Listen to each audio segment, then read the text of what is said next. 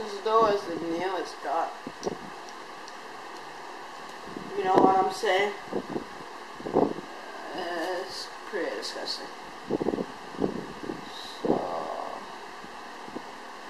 now I'm gonna put on this crazy asshole thing. Don't know how it works actually. Just try to believe it. You peel it out like so.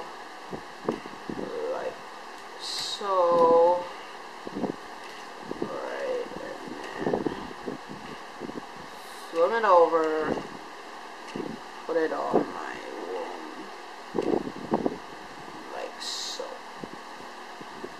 Well, it should be working fine. I guess.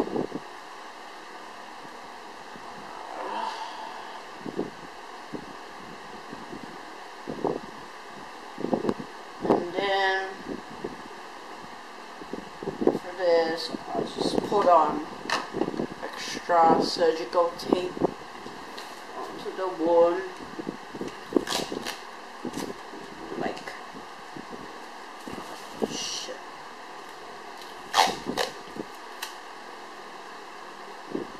Like so. So that's about it.